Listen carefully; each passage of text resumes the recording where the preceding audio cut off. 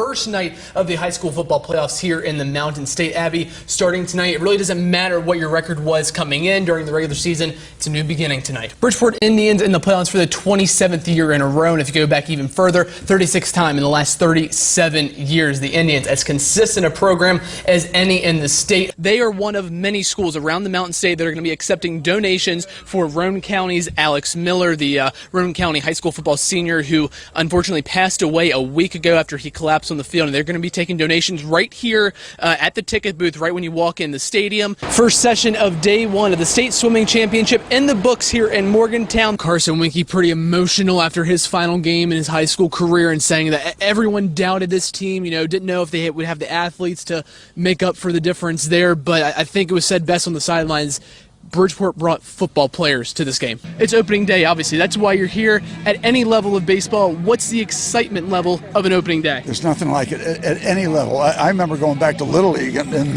like 1950, way back when. There's a buzz in the air. There's an energy. It's baseball. Baseball is back. Now we can begin the late spring or early summer. Fairmont Senior Polar Bears just too much firepower. However, could be without their starting quarterback as Gage Michael. A game time decision tonight with an ankle injury. We'll keep you updated on that. If you live in the Mountain State and follow high school football, or even if you don't follow the sport, you probably saw a lot of maroon today. It's for the same reason. I'm wearing a shirt and tie with red in it. It's for the late Alex Miller. How important is it for those kids to make sure they remember, it is just another game and try not to put too much pressure on themselves? It's important, and it's bound to be a big thing on their mind. And I hope that they got plenty of rest, the night before. And how hard was it for you to sleep, that night before the championship game back there in '78? Usually it took me a while to get sleep before any game. I always had the same amount of butterflies as I did from the time I coached till the time I quit coaching. What do you think the butterfly level is going to be like for you come Saturday? I get the same feeling yet today that I did when I played and coached. It's the same old butterflies. What would be a prediction for this Saturday? How do you think your team's going to do? I think they're going to play well. I have a feeling that the coach has them ready, and I'm hoping so. What do you think a key to a game like this is, to winning a championship game? Well, getting breaks. The football is a funny-shaped ball, and it takes a lot of odd bounces, and sometimes it bounces against you, and sometimes it bounces for you. But I think I have a feeling our kids are going to play well. I really do. All right, well, that was 100 yards with Klein Stansberry. Coach, we really appreciate your time here today, and hopefully the Bulldogs can pull out a victory there on Saturday in the championship game. Okay, I appreciate you coming down to see me, and I've lost my wife, in the last year, and she deserved a lot of credit for putting up with me for all these nights I left her alone and taking care of the kids, and God bless her. Hey everyone, thanks for joining us. Got a real special treat for you here today. It's something new we're going to try out. It's called pepperoni rolls and football, and we're going to do it with the head coach of the AA state champion Bridgeport Indians football team, head coach John Cole. Coach, thanks for joining us. Thank you, Ryan. Thanks for having me. Yeah, so let's start here. We're going to eat 10 pepperoni rolls here. Got them all laid out for us. 10 questions. We'll do one pepperoni roll a question. How's that sound? Okay. All right. So first questions first. You won a championship as a coach this year. Won championships before as an assistant coach, one as a head coach now. What's kind of the difference in the feelings there? I'm really proud of our kids. It's not really that much different. My responsibilities on the football team haven't changed that much. I'm really, really happy for my coaching staff. It's a little more gratifying, but it's the payoff for the kids that I'm the most happy. All right, so let's dig into one of these pepperoni rolls here. Okay. All right, doesn't matter which one. All right. All right, let's cheers. Oh. You didn't do too bad. All right, so how's that one treating you? Pretty good, yeah. All right. Team won 13 games this year, but the two that really stood out to me this season, the Kaiser game and the Bluefield game, that championship game. Yeah. Probably weren't favored in either of those games. You probably weren't the betting favorite, but you were able to win those games and played very well in those games. Not often Bridgeport isn't the favorite. Do you kind of use that to kind of like those games where you all might not be the favorite? We don't really concentrate on that too much. I don't know if it's a big deal for the kids or not. Maybe some of them.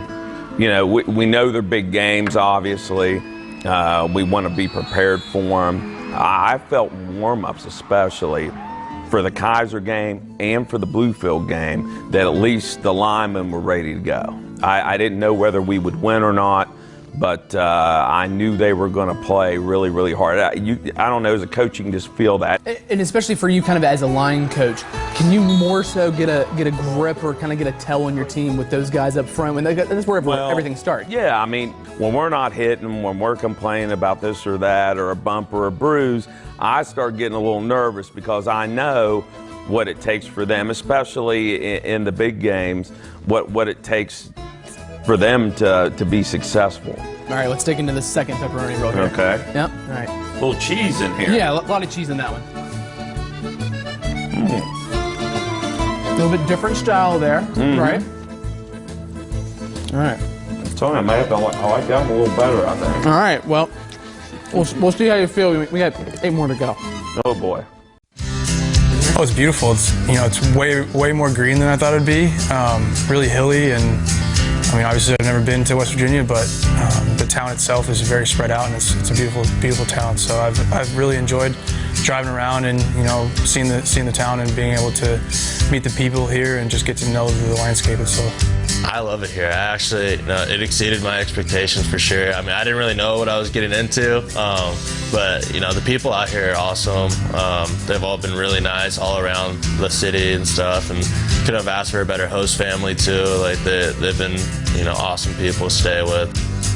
The backdrop's really nice. You look out and you see the university in the background and all the trees and stuff. So, but it's been great to play here. It's been a good atmosphere.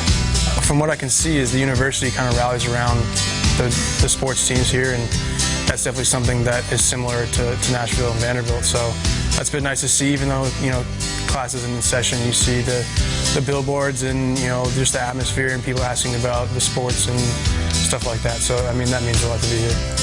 We don't have that much free time during the season, but there was an off day where we went out on Cheat Lake, so we took a pontoon boat out there, so that was a lot of fun. Got to spend the day in the sun. A couple of us got fried out there though, so I think there's a couple still recovering from some sunburns, but as far as just having a good time and an experience out here, we're doing just that. Probably the field. It's a nice playing surface and the fans for sure. They usually pack this place pretty good, so it's a lot of fun playing in front of them. Single A baseball, you don't always have the most fans or an intense atmosphere, and here, we have up to 1,000, maybe even more every night. So it's been a lot of fun to be able to play in front of some fans that appreciate professional baseball, cheer for you through good and bad, and you can't always find that every level you go to. So it'll be something I definitely miss. I'll definitely miss everything about here. But yeah, no, I think literally everything about the situation out here has been awesome. I have great teammates that I get along with well, and it's just been a lot of fun being here.